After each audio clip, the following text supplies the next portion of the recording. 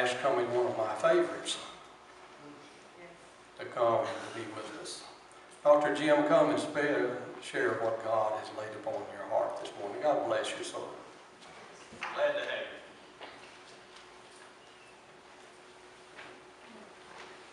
Thank you. It is always a special honor to be at Rose Hill. This place fills me with such wonderful, wonderful memories. You were so kind and patient. You helped me get going. My first pastor. And it is an honor. And you people are still so kind and good, and it's a pleasure to be here.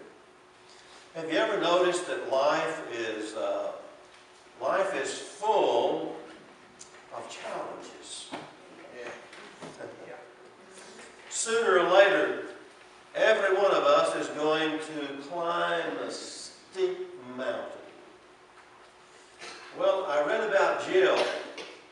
She discovered that life was full of challenges. Jill had an unreliable car. It was always breaking down, and she always called John, and John always come and picked her up and took care of things for her. Well, sure enough, she had to call John again. And John said, "Well, where are you now?" She said, "Well, I'm in the drugstore." He said, "The drugstore?" He said, "Where's your car?" She said, "It's in here with me."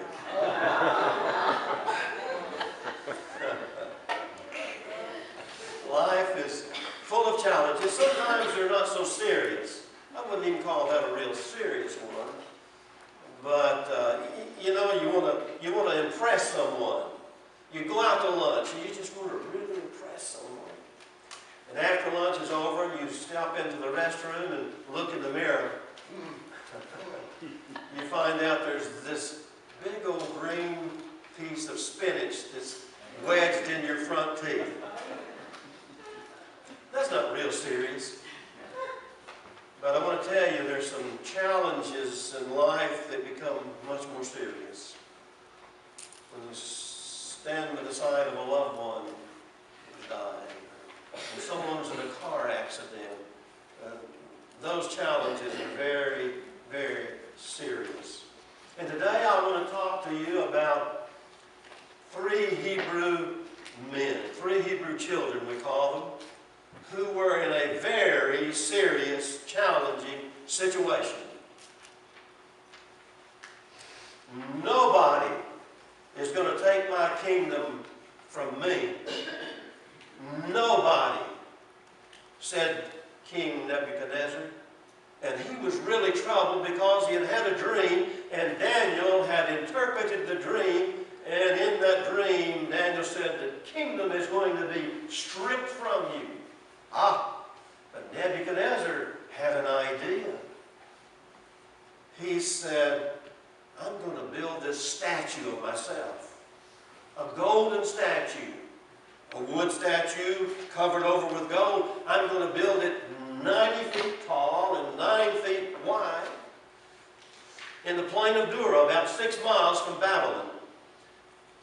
And he said, my people will never forget me because they'll see this statue of me in them. My kingdom will never be taken from me. So he had the statue built in the plain of Dura, about 6 miles from Babylon.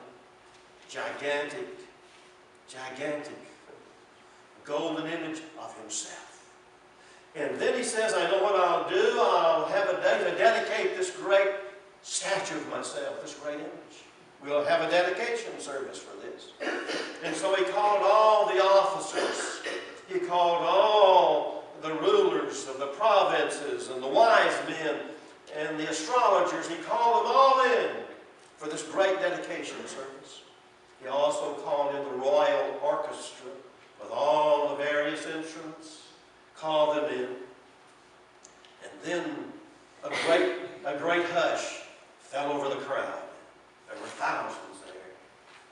And here came the strong soldiers carrying the king on his throne, and they took it and put it in place. And then a herald stood up and made this announcement. He said, at the time that the music begins to play, everybody here, everybody is to bow down and worship the golden image. And if you don't, you'll be cast into a fiery furnace. And off in the distance, they can see the smelting furnaces there with the smoke ascending out of them. Perhaps even the ones who had made the gold and melted the gold to put it on this great image. So, their instruments began to play, and everybody bowed down. Well, not quite everybody. There were 3 Hebrew men and some astrologers. They must have been peeking during prayer. You know, some people peek during prayer, don't they? Some astrologers saw them standing up. And they went to the king and they said, these Hebrew men, they did not bow to your golden image, O King Nebuchadnezzar. Oh, he was furious. And to think he had promoted these men to high positions in the provinces. To think that they didn't bow. He said, okay, I'm going to give you another chance. He says, at the time the music plays, he said, if you will bow down before this golden image, he said, I'll let you off. But if not, you're going to be thrown into a blazing, fiery furnace. And this is a response in our scripture text today. In this 3rd chapter of Daniel, in verse 16 through 18, he says, Shadrach, Meshach, and Abednego replied to the king, O Nebuchadnezzar, we do not need to defend ourselves before you in this matter. If we are thrown into the blazing furnace, the God we serve is able to save us from it, and he will rescue us from your hand, O king. But even if he does not, we want you to know, O king, that we will not serve your gods or worship the image of gold you have set up. Wow. Wow. Oh, the king was furious. Oh, he was furious at their response. And he said to his strong soldiers, he said, heat the furnace 7 times hotter than usual. And so they began to put more fuel in it, and they heated it up. And then some of his strongest soldiers came with their robes on, the turbans on. They took strong ropes and literally bound them with those ropes. And then these strong soldiers went over to the furnace and pushed them in. And the fire was so hot that it killed the soldiers. It pushed them in. And then they were in there. And the king leaped to his feet.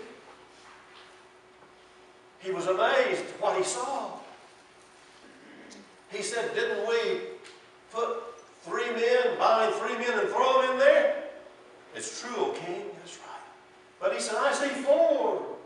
I see 4. And the 4th one is like a son of the gods. Wow.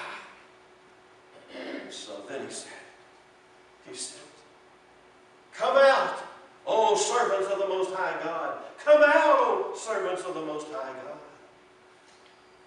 And all these officials and everyone gathered around them. They wanted to see what was going on. And they discovered as they gathered around close, there was no harm on their bodies. They found that not even a hair was singed. Not even the smell of smoke was on them. And then the king, he says something that's our text today in verse 28. Listen to what he says. Then Nebuchadnezzar said, praise be the God of Shadrach, Meshach, Abednego, who has sent his angel and rescued his servants. They trusted in